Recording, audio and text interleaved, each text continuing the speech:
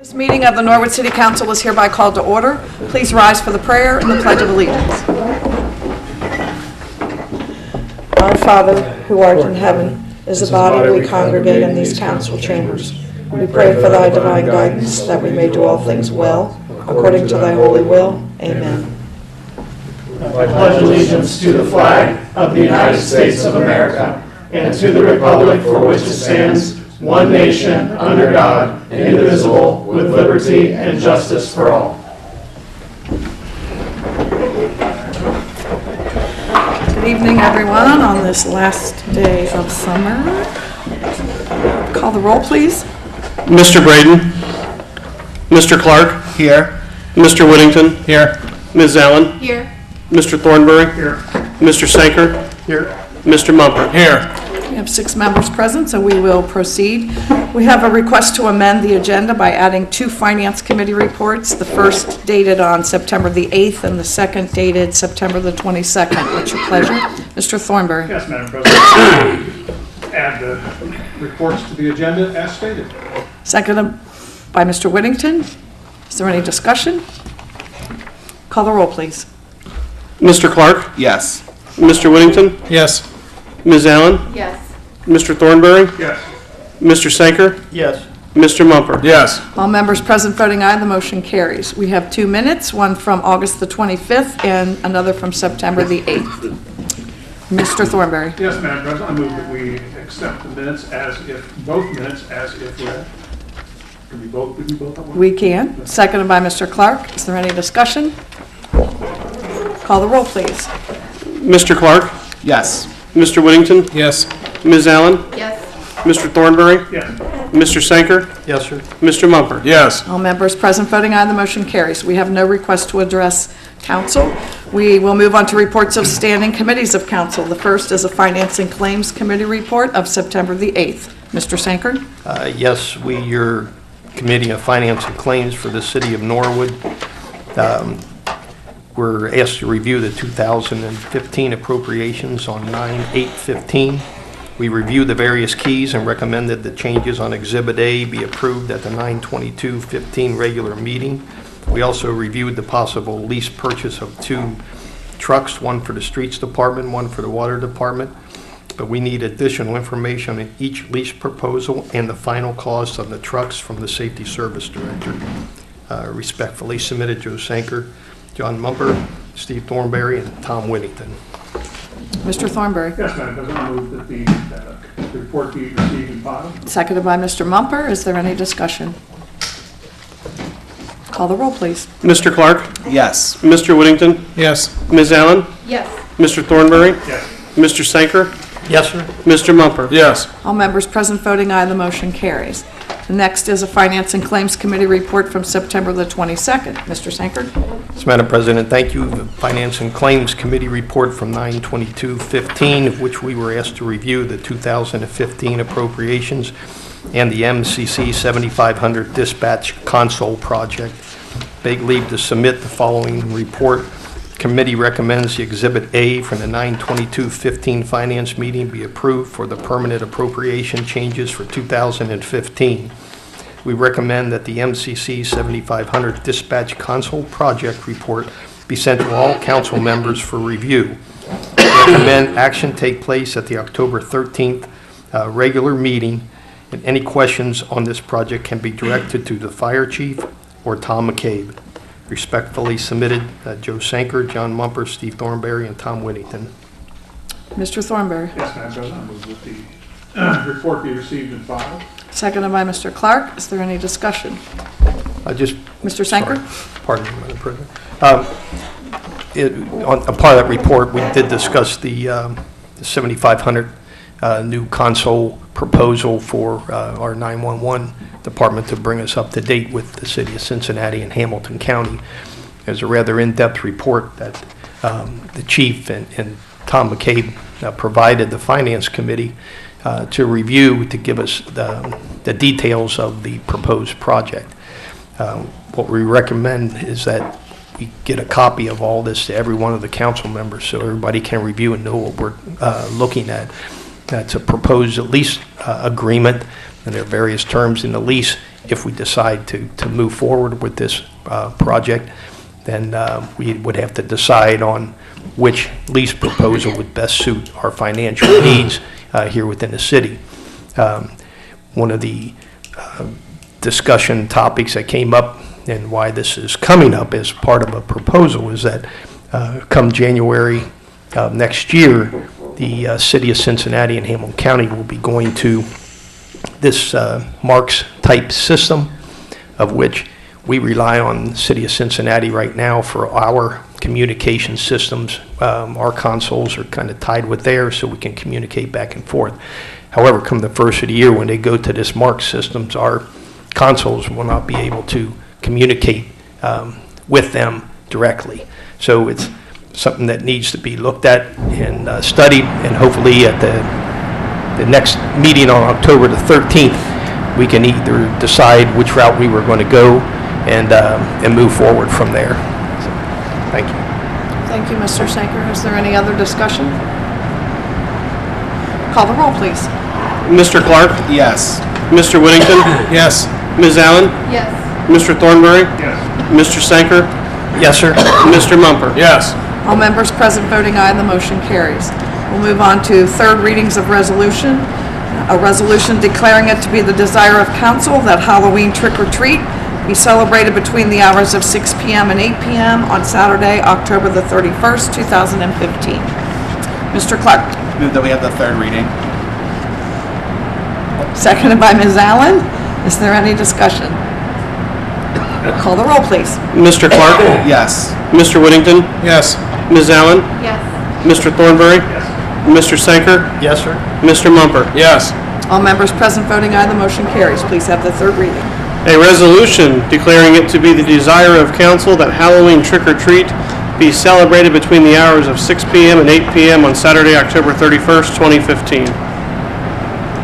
Mr. Clark, I move that the resolution be passed. seconded by Mr. Mumper. Is there any discussion? Call the roll, please. Mr. Clark? Yes. Mr. Whittington? Yes. Ms. Allen? Yes. Mr. Thornberry? Mr. Sanker? Yes, sir. Mr. Mumper? Yes. All members present voting aye, the motion carries.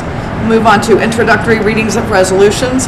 The first is an ordinance to change appropriations for the year 2015 and declaring an emergency. Mr. Sanker. Madam President, I would recommend we have all three readings of this ordinance by caption only. Seconded by Mr. Thornberry. Is there any discussion? In case you couldn't hear it, it's to suspend the rules and have all three readings. It's a little loud. Call the roll, please. Mr. Clark? Yes. Mr. Whittington? Yes. Ms. Allen? Yes. Mr. Thornberry? Yes. Mr. Sanker? Yes, sir. Mr. Mumper? Yes. All members present voting aye, the motion carries. Please have all three readings. Ordinance to change appropriations for the year 2015 and declaring an emergency. Ordinance to change appropriations for the year 2015 and declaring an emergency. Ordinance to change appropriations for the year 2015 and declaring an emergency. Mr. Mumper. Move the ordinance be passed. Seconded by Mr. Thornberry. Is there any discussion? Call the roll, please. Mr. Clark? Yes. Mr. Whittington? Yes. Ms. Allen? Yes. Mr. Thornberry? Yes. Mr. Sanker? Yes. Mr. Mumper? Yes. All members present voting aye, the motion carries. The next ordinance is an ordinance authorizing the Safety Service Director to prepare and submit an application to participate in the Ohio Public Works Commission State Capital Improvement Programs and to execute contracts as required and declaring an emergency. It's your pleasure. Mr. Clark. Can I direct a question maybe to the mayor? Does this need to be passed this evening, or is there any time frame with this ordinance? I didn't see any dates or anything. I'm really not sure. If it was, I would certainly tell you. Okay. I don't think there's a time limit. There's no emergency clause in it, so I can assume that there is none. There is an emergency. There is. There is an emergency clause, and I would suggest, it's one of those things that's, it's just to apply, Okay. and it means nothing more than that. And Mr. Mara, we've done several streets like this before, or water projects and things like that, streets and things from the Ohio 8 to Public 10 Works Commission. streets, water, and everything else is based on this. Okay. Mr. Clark. I would move that we suspend the rules and have all 3 readings. Seconded by Mr. Mumper. Is there any discussion? Call the roll, please. Mr. Clark? Yes. Mr. Whittington? Yes. Ms. Allen? Yes. Mr. Thornberry? Yes. Mr. Sanker? Yes, sir. Mr. Mumper? Yes. All members present voting aye, the motion carries. Please have all 3 readings. Ordinance authorizing the Safety Service Director to prepare and submit an application to participate in the Ohio Public Works Commission state capital improvement programs and to execute contracts as required and declaring an emergency. Ordinance authorizing the Safety Service Director to prepare and submit an application to participate in the Ohio Public Works Commission state capital improvement programs and to execute contracts as required and declaring an emergency. Ordinance authorizing the Safety Service Director to prepare and submit an application to participate in the Ohio Public Works Commission state capital improvement programs and to execute contracts as required and declaring an emergency. Mr. Clark. Move that this ordinance be passed. Seconded by Mr. Mumper. Is there any discussion? Call the roll, please. Mr. Clark? Yes. Mr. Whittington? Yes. Ms. Allen? Yes. Mr. Thornberry? Yes. Mr. Sanker? Yes, sir. Mr. Mumper? Yes. All members present voting aye, the motion carries. We'll move on to introductory readings of resolutions. The first is a resolution accepting fiscal year 2014 staffing for adequate fire and emergency response SAFER grant from the United States Federal Emergency Management Agency in the amount of $1,015,495. Mr. Sanker. Yes, Madam President, I believe the fire chief is here. If he would be so kind as to give us an explanation or an update on Chief Goodman, could you come forward? the Thanks. proposal.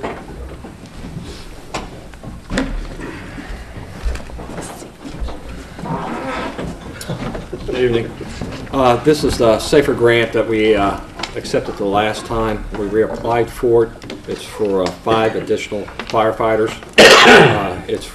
Goes for a period of 2 years. The urgency of it is we have to accept the grant by the 10th of October. So there is a time restraint on it. This is, I know you get a little fed up of hearing about overtime savings. So I approached it a little bit different this year. With our minimum manpower the way it is now, currently, if it's the same next year, so next year will mirror this year. And this doesn't affect if people retire or if people get hurt on a job or sick time. This would be a direct reflection of savings for next year.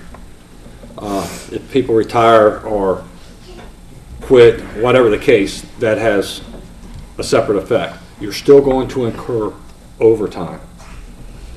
What I based it on this year was being as we're at 13 this year, if we would have had these 5 firefighters this year, what would the savings be this year?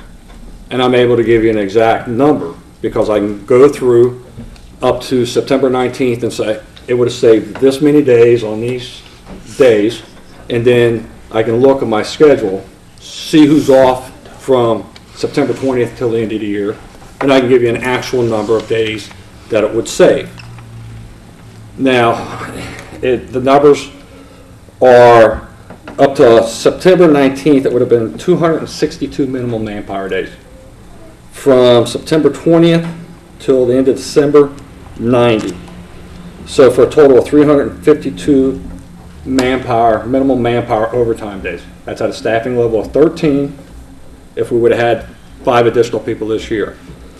At a value of everybody, and I used an average, which is the firefighter paramedic pay, because some of our guys aren't at top pay, and then you have officers and things that make more per hour. So I used a medium pay. At that, it's $457,952. So no matter what happens the next 2 years, if you accept this grant, that's a per year savings you'd receive in overtime if things stay the same. If minimum manpower stays at 13 and everything stays the same, is it going to eliminate overtime? No. If you have people hurt, call in sick, whatever the case, you're still going to have overtime. But that overtime, if you don't take this grant, add that to the number I just gave you. Because this is the savings. And I'll argue this number with anybody. You know, I spent a lot of time working on this. In the past, I did projections, trying to figure out what was going to happen next year. So I took a different approach this year and said, okay, we're going to mirror this year with next year. The only difference is I'm retiring. So I'm the only forecasted retirement next year. So this year mirrors next year. So I went through, like I said, to the 19th, which actually happened. That's what we would have saved, which is an actual number. And then looking at the schedule till the end of the year, that's an actual number. So, you know, those are realistic numbers. So if you don't take the grant and hire the 5 additional guys, and everything stays the same at a minimum manpower of 13, that's the number of overtime plus additional overtime incurred. I hope I'm not confusing everybody. To me, this makes sense, but I'm the one who put it together. You know, we still have the Safer Grant guys that right now are currently being paid for. They go up through next year because we were behind the 8 ball last time and we got them on. We're requesting the time frame be extended until next year, and we're hopeful of that. We had one veteran out of the group that we hired. We already requested, and we're getting a 3rd year on him.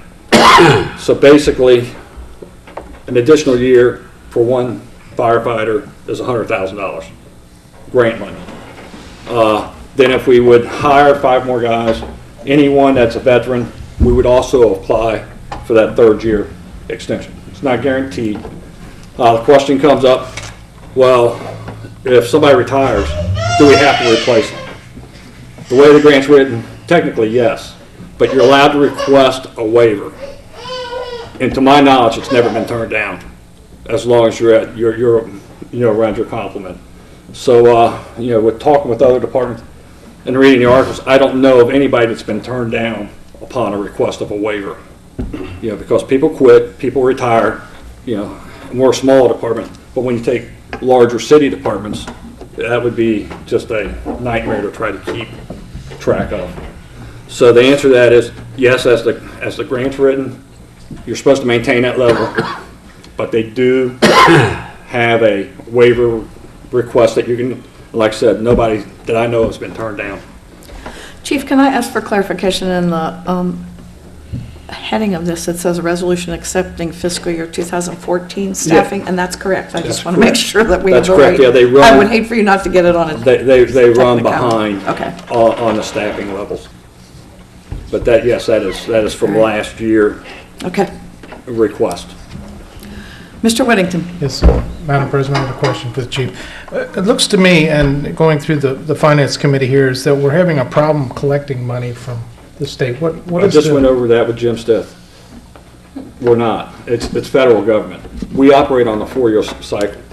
What happened was, and it's on us, is when we requested the grant, these are unknown people that we're hiring, we assumed they're married, and we assumed insurance costs for that.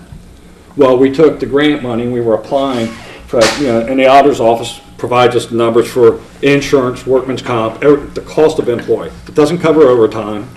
You know, it doesn't cover things of that nature. But any employee cost as far as their salary goes, workman's comp, health insurance, well, we were overpaid. So then we had to do a makeup and pay that money back because we received it too soon. His report was from August, I believe.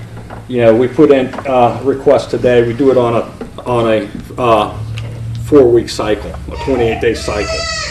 And so today we put in a request for $42,000 and some dollars. We'll be getting that in 3 or 4 days. So it's just a matter of dates. So we're not that far behind. So what we discussed is at the beginning of the year, Lieutenant McCabe and I'll sit down with the auditor's office and we'll map out a scheduling for him. Because like Jim said, he doesn't always get contacted by the treasurer's office when that money hits. It may be a delay before he finds out. So It's not a FEMA issue, it's a city issue. So this $98,000 is, and maybe I should direct the auditor, this is not realistic? We're only half of that? No, Mr. Stitt? thank you, Madam President.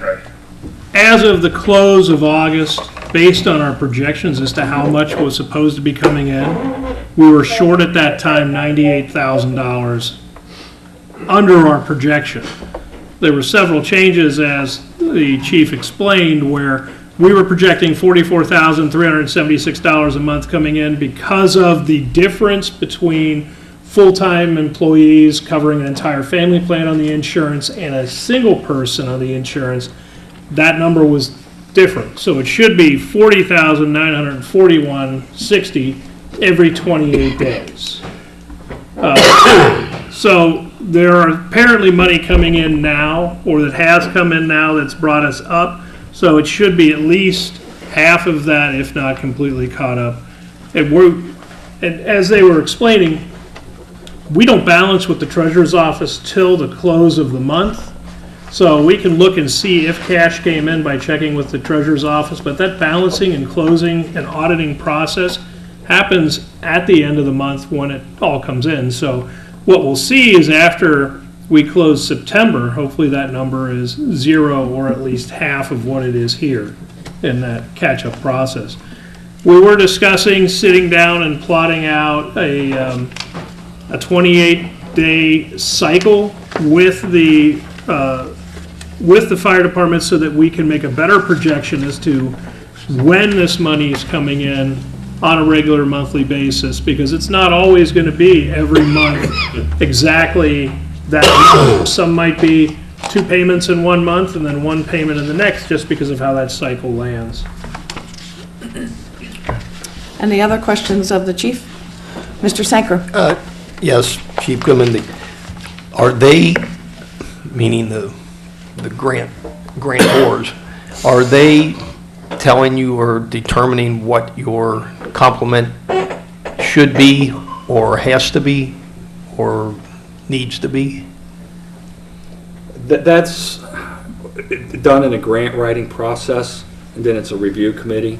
They don't dictate what it should be, but if they thought we were asking for more than what we should have, we would definitely be rejected. Because it goes to a committee of fire chiefs and various people who look at it for a region other than our own, and then they make recommendations. So it's people who know the fire service, and there's only so much money to go around because there's more departments that get turned down than receive the grant. So technically, no, they don't dictate staffing levels. Mr. Sanker?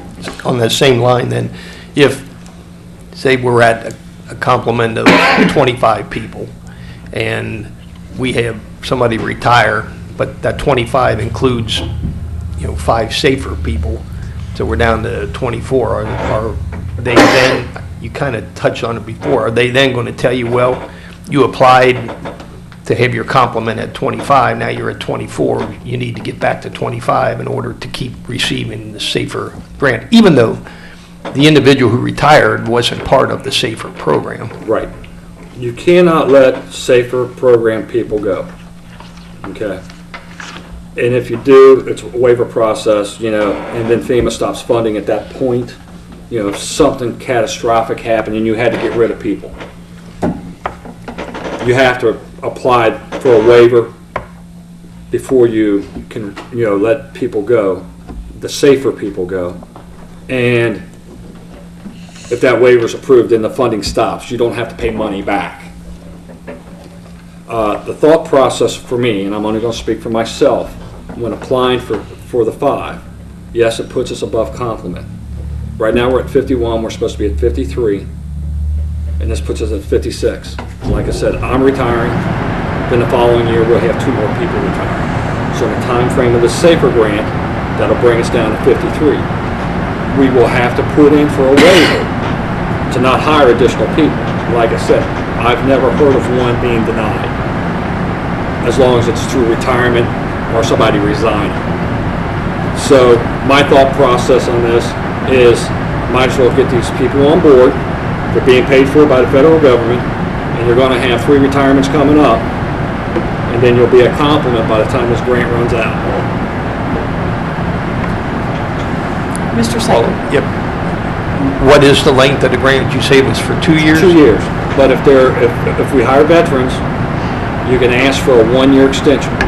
Like right now, we have one of the 5 in the SAFER grant that's a veteran, and we requested for an extension for him, so we're going to have him for 3 years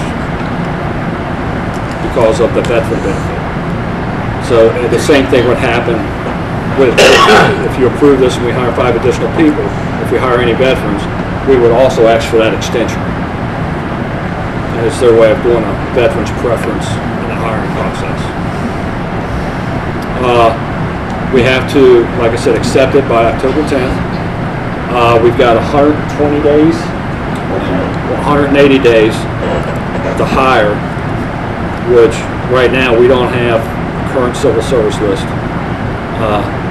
But the process can be done. Now, there is going to be a cost to the city. I'm not going to stand here and say there's not. Because in the hiring process, you have physicals, you have psychological evaluations, you've got uniforms, you got turnout gear.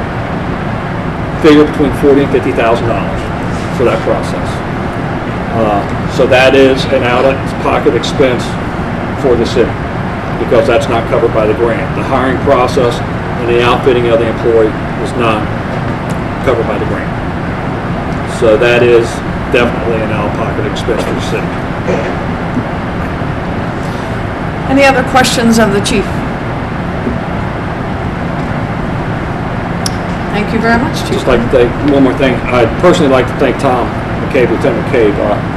He does a tremendous job. I put a lot of work on him. Not only does he write up the grants, does all the research for the grants for us. He makes sure that all of our turnout gear and everything's compliant and that the annual testing's done on. He also headed up the radio replacement, that your dispatch replacement. Lieutenant McCabe is responsible for putting all this together, sitting down with all the technology experts, and what you see before council as far as dispatch goes is a product of his work. So I'd like to personally thank him for it, because this is above and beyond his regular duties. He puts a lot of time into it. Thank you, Lieutenant McCabe. Thank you. Thanks. So we have the resolution up for consideration. What's your pleasure? Mr. Mumper. I'd like to suspend the rules, have all 3 readings. Seconded by Mr. Clark. Is there any discussion? Call the roll, please. Mr. Clark? Yes. Mr. Whittington? Yes. Ms. Allen? Yes. Mr. Thornberry? Yes. Mr. Sanker? Yes, sir. Mr. Mumper? Yes. All members present voting aye, the motion carries. Please have all 3 readings. Resolution accepting fiscal year 2014 staffing for adequate fire and emergency response SAFER grant from the United States Federal Emergency Management Agency in an amount of $1,015,495. Resolution accepting fiscal year 2014 staffing for adequate fire and emergency response SAFER grant from the United States Federal Emergency Management Agency in an amount of $1,015,495. Resolution accepting fiscal year 2014 staffing for adequate fire and emergency response SAFER grant from the United States Federal Emergency Management Agency in an amount of $1,015,495. Mr. Clark. Move that the resolution be passed. Seconded by Mr. Whittington. Is there any discussion? Call the roll, please. Mr. Clark? Yes. Mr. Whittington? Yes. Ms. Allen? Yes. Mr. Thornberry? Yes. Mr. Sanker? Yes, sir. Mr. Mumper? Yes. All members present voting aye, the motion carries. We'll move on to administration reports. Mr. Mayor?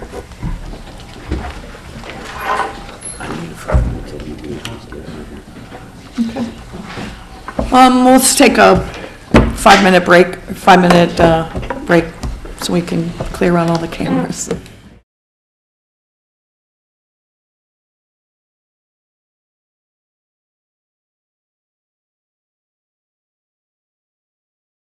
All right, thank you.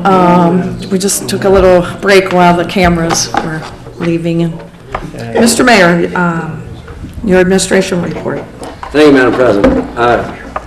Just a couple of issues. Number one, as you recall, last year, there was some difficulty in the city, and we took some disciplinary action on, in the area of the building department. And as Chris Brown can attest to, sometimes these things take a long time to solve. So that's been resolved except for one issue, and we felt like we should go ahead. So what we've done is we've appointed 2 housing inspectors. We've done this in consultation with the 3278 and civil service. The 2 individuals that we've hired are both Norwood individuals. One has 29 years of experience, and the other one has 12 years of experience, and they're both certified. One lives in West Norwood. One was raised in West Norwood. And I can tell you that we'll probably start them Monday. They need to get in and get their feet wet. As a matter of fact, the one individual was laid off from the Norwood Building Department, I think in 1980 during a fiscal emergency. So they are both first-class individuals. Some of you may know them and some of you may not. Larry Brinkmeyer is the first one. He is 29 years of experience. Still lives in Norwood, West Norwood guy. Mike Roble, 12 years of experience. Still lives in Norwood and lives in West Norwood. The conversations we have with him, they are both eager to begin. Both see the problems that we have. Both are eager to get out there and attack it, which we will. We share philosophies on, who to apply and who not to. There's been discussions for a long time about people feel like they follow the law and they have a problem. Well, we're not going to have that issue.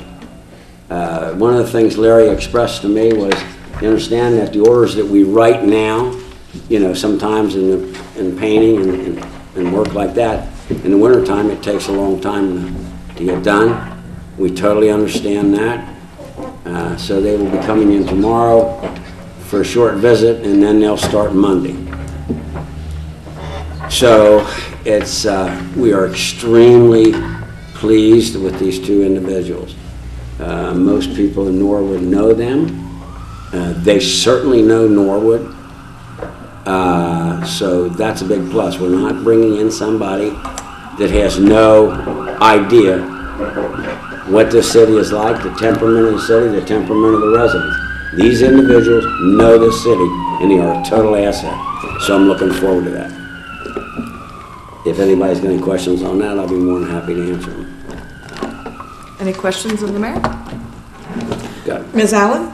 A comment. I want Sure. to thank you that this is happening. I think it's been discussed around residents and that this is such a big need. So we're really happy that these two positions got filled. So Thank you, yes, ma'am. Ms. Allen, you and I have had conversations, and I've been wanting to discuss this with you and tell you about it, but we weren't at liberty to say. And I'm finally get to tell you something good news, because I know you've been combating this issue for some time, and we share your concerns.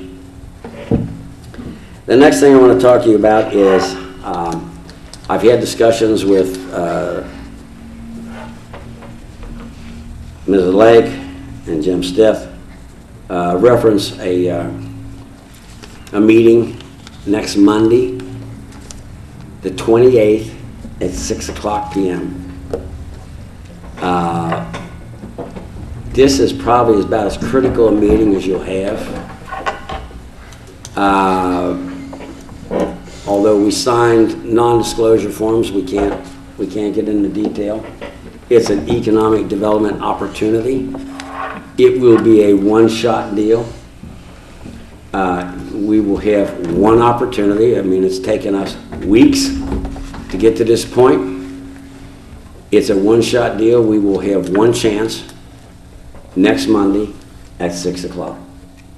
If it changes, I will give you plenty of notice. But with 7 members of council, we have to have not only a quorum, but we have to have a majority. We have to have enough to pass an emergency If ordinance. there's an emergency ordinance that we would consider, we need 6 people to suspend the rules. It's not, it is absolutely critical. There's no, this is one of those things like, we're giving you notice. I mean, it's just circumstances beyond our control. This is the way it's got to work. And we've been in discussions for a long time. Matter of fact, tomorrow, I'm supposed to make a call basically saying, are we going to have 6 people here? And then we can go from there. But I really don't think you'll be disappointed. But I would like to know if some indication that we're going to have 6 people here. So am I correct? Is in the assuming that? availability? I did, yes, Mr. Whittington, you Yes, will sir. not be here. Yeah. Mine and Mr. Braden is fishing somewhere up north. He can be here. And I texted him earlier today, and he said he will be here. So if the rest of council is here, that would give us the 6 votes that you would need to suspend. Okay. So without objection, we will call for a special council meeting. Is this okay with you that I do this during your Yes, report? ma'am. That we'll have a special council meeting on Monday, September 28th at 6:00 PM for the purpose of considering a potential community development opportunity. Yes, ma'am. And if the clerk will notify those on the sunshine list. I want to thank Donna and Jim Stiff, because I've been counseling with them over the past few days on how to approach this. But we're there. It's taken weeks, maybe longer. But as it stands now, that meeting should go off, and we should be all right. So. Yes, Mr. Thornberry. This will be a public meeting. Yes, ma'am. It has to be a public meeting, yes, sir. Yes, sir. Can we find out anything No, sir. before the meeting, No. even though it's a public meeting? Yes. And let me explain this to you. And I totally understand. I understand. We've been through this before. We've signed non-disclosure agreements. And it will be a decision that council will make. I personally have discussions with the auditor and the president of the council. I don't think you'll have a difficult decision to make. Mr. Thornberry. Can I direct a question to the law director? Yes, Mr. Thornberry, or Are you Mr. Brown? comfortable with this? Yes, I've been in consultation with the mayor about this particular issue, and unfortunately, we can't really give you the information because we don't have a lot of information. We've been getting it in pieces over the course of their dealings with an outside organization. We will do every effort we can to bring council up to speed as the information is relayed to us, but at this point... Excuse me, before the meeting? You said as information... As information is relayed to us, and you and I, we can talk later one-on-one about this particular issue, and as the mayor said, I don't think you'll be disappointed just based on the information that I know.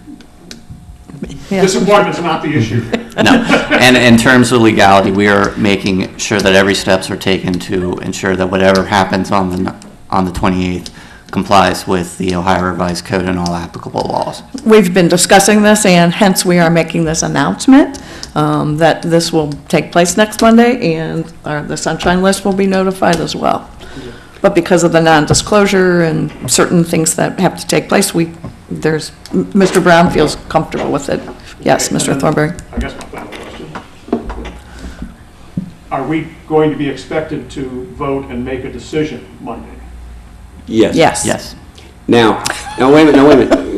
It will be... No offense, but No. unbelievable. I understand legality, I understand all those aspects. I But let me finish, please. I understand where you're coming from, which is why I directed the question to you.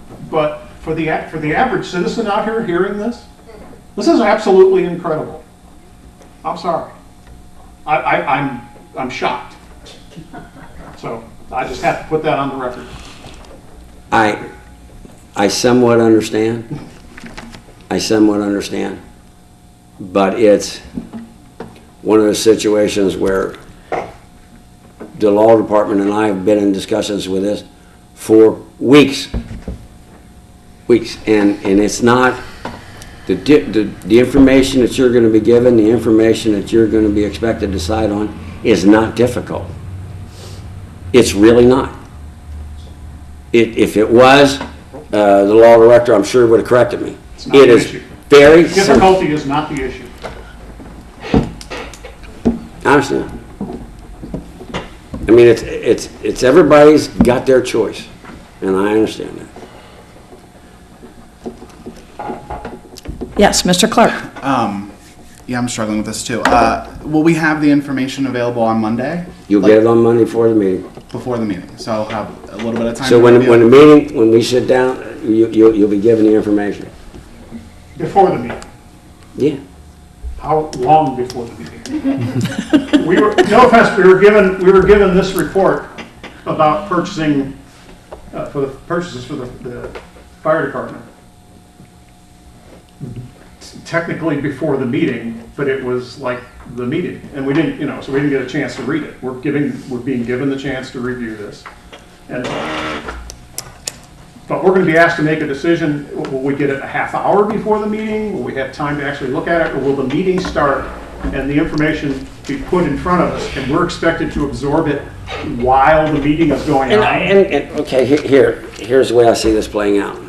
When you're given the information, somebody will be here to answer all your questions. Right, but I have to absorb what all that information is, right? There's not a lot Can to I absorb. do that while a meeting is going There's on? not that much to Excuse me. If we need to be presented with the information at the special council meeting and then take a recess, we can certainly do that. We're certainly not going to go into, we're not going to discuss it behind doors, or you'll be given an opportunity to absorb that. I will certainly offer that up, but we're not going to have the back and forth here. Some comments, we'll do it civilly. Ms. Allen? And just to be clear, I know, so they need that decision that particular night because of time, is that correct? It will be clear Got it. certainly why they need the time that they have. That's why it's one of those timing issues. The timing is not for us necessarily, the timing is for them. Okay. And for a lot of reasons, and I will be talking to somebody tomorrow, and they can come and you can ask them all the questions you want to ask. That's what they're there for. And like I said, we sign non-disclosure agreements in order to get it this far. And there again, though, it will be, I don't think it's that, I understand your concern. It's good, it's not. And if somebody decides they don't want to support it, everybody's got the right to do whatever they want to do. We brought it this far. Now it's up to this legislative body to either accept or reject. Any other questions of the mayor? Thank you. We have no other requests to address council, so we'll move on to unfinished business. Is there any unfinished business? Mr. Sanker. Yes, Madam President, a question through the chair to the law director. Chris, I didn't know, has there been any movement on the Quality Inn, or is that still floating out there in limbo? Or? Mr. Brown? Thank you, Madam President. The Quality Inn is still closed. There's been no drug sales taking place in that property, no prostitution taking place in that property. And the longer it remains in limbo, the more benefit we have to the city. But I feel that with the improving economy and some of the chatter that we've been hearing with respect to it, that it's moving in a positive direction. But I don't want to get into any specifics because the last time I spoke specifics, we got a call from Channel 12. And the restaurant has relocated, so. Yes. Yeah, we were there last night. Ms. Allen?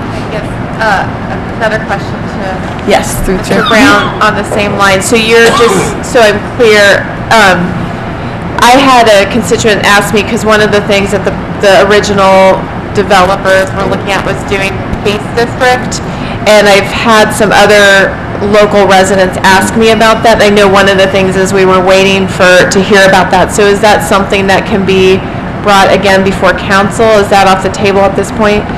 Mr. Brown? The establishment of a PACE district would be determined by the owner of the property. Right. And in speaking with many people about this issue, our department has become more familiar with establishing a PACE district and the steps necessary. So it'll be up to council in terms of whether or not they wish to proceed with establishing it. But at this point, I think it's too premature to say for certain that that's going to take place at the quality site. But I Right. think other locations or adopting a PACE district in other neighborhoods, that's certainly something that we can explore. Okay. But again, it would have to be brought by the property owners, and also council would have to adopt the necessary Right. steps. Okay, thank you. Any other unfinished business? Any new business? Mr. Brown? Thank you, Madam President. I want to remind everyone that this Saturday at the park at Williams and Ellesmere, there will be a farmer's market. This is the third farmer's market of the year. I saw Jeannie Sickinger working diligently to cut the grass and get it all spruced up for the market this weekend. I would encourage everyone to attend. It's between the hours of 10 and 1 o'clock on Saturday, September 26th. And if you want a pie, you got to come early. Yes, come early for pies and bread. Any other new business? Mr. Sanker? Yes, Madam President, I just wanted to comment on, we received in our packet just a little update from the Hamilton County Recycling and Solid Waste District, and which was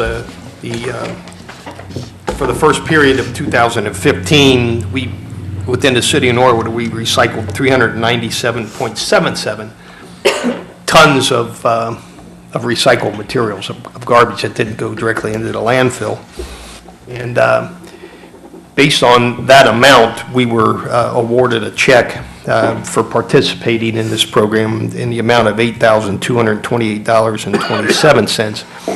And these funds typically are used for purchasing various things made from recycled materials, playground equipment, picnic tables. It must be used for recycling So, purposes, yeah. so anyhow, if we can get that up, that's only, 7.9% of the recycling rate. So, I mean, it's still a very low number, even though it's up from where we have been, and now we have the larger bins available. If we could encourage, the recycling to grow within the city of Norwood, that check would grow as well. But I did want to just acknowledge that we did receive that for participating, and thank everybody for recycling what they do and continue on that program.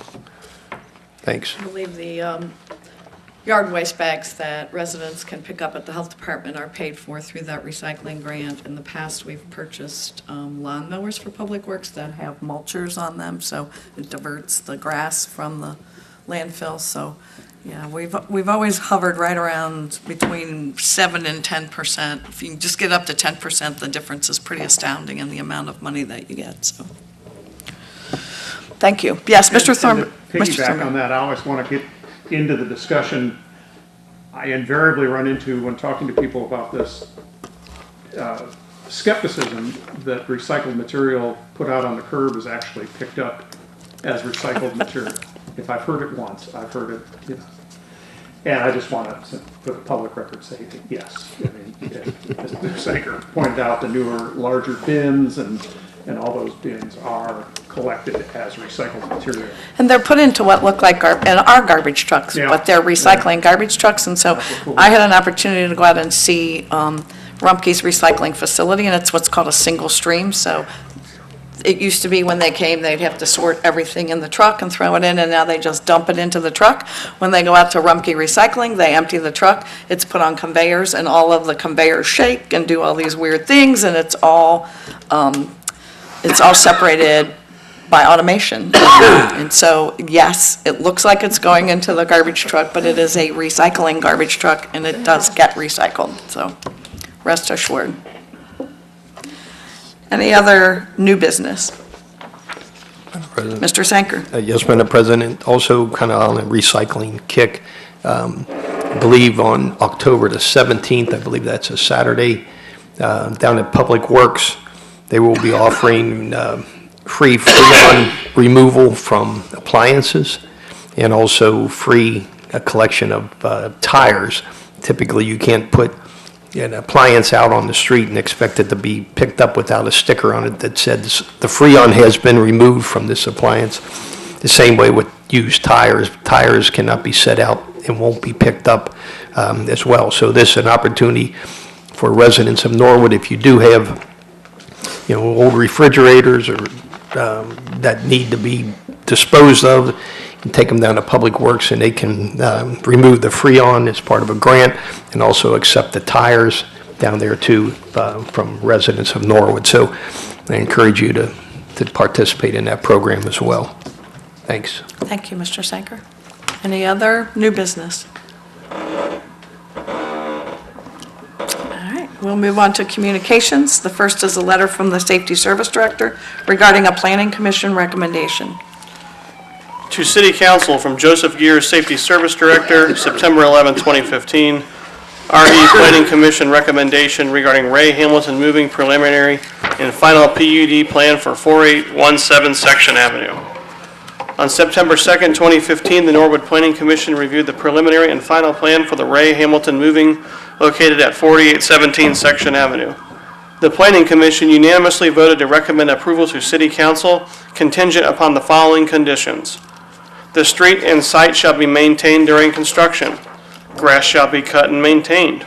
All signage shall be reviewed and approved by the Planning Commission prior to installation.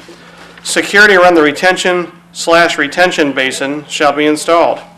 Appropriate illumination of the parking lot shall be installed for security and safety. Per section 1155.15, City Council shall hold a public hearing once it has received recommendation from the Planning Commission. Counting for public hearing. Mr. Thornberry. Yes, Madam President, I move that council receive and file the interoffice memorandum and set a Public hearing. public hearing Date. for the said matter. Is there a second? Seconded by Mr. Clark. Any discussion? We do require a 30-day notice. Can you get that out this week? Or would you prefer? Is there a day this week? I mean, I can get it by Friday. That would be fine. 30 days would be the 27th of September. Yeah, that's fine. So if we could do that, we could set the date of the public hearing for October the 27th without any objection during a regular council meeting. All right. Mr. Thornberry, would you accept that into your motion? Yes, I would amend my motion. And Mr. Clark? Yes, that's fine. All right. So the motion on the floor is to receive and file the letter and to set the date of the public hearing at the regular council meeting on Tuesday, October the 27th. Mr. Clark? Yes. Mr. Whittington? Yes. Ms. Allen? Yes. Mr. Thornberry? Yes. Mr. Sanker? Yes. Mr. Mumper? Yes. All members present voting aye, the motion carries. The final letter is a letter from Chuck Barlow regarding monthly earnings tax. Sorry, I was distracted. To Norwood City Council from Chuck Barlow, Earnings Tax Department, 9/10/2015, RE Monthly Earnings Tax Report. Attached are the monthly reports for August 2015 indicating collections in the amount of $1,177,516.79. This reflects an average year-to-date increase of 9.13% from 2014. Should you have any questions, please contact the Earnings Tax Department. Mr. Clark, Move that the memo be received and filed. seconded by Mr. Thornberry. Is there any discussion? Call the roll, please. Mr. Clark? Yes. Mr. Whittington? Yes. Ms. Allen? Yes. Mr. Thornberry? Yes. Mr. Sanker? Yes, sir. Mr. Mumper? Yes. All members present voting aye, the motion carries. We do have one absent member, Mr. Clark, Move to excuse the absent member. seconded by Mr. Mumper. Is there any discussion? I hope he brings us back lots of fish. Call the roll, please. Mr. Clark? Yes. Mr. Whittington? Yes. Ms. Allen? Yes. Mr. Thornberry? Yes. Mr. Sanker? Yes, sir. Mr. Mumper? Yes. All members present voting aye, the motion carries. Mr. Thornberry, Yes, Madam President, I move we adjourn. seconded by Mr. Clark. Call the roll, please. Mr. Clark? Yes. Mr. Whittington? Yes. Ms. Allen? Yes. Mr. Thornberry? Yes. Mr. Sanker? Yes, sir. Mr. Mumper? Yes. All members present voting aye, the motion carries. This meeting is hereby adjourned.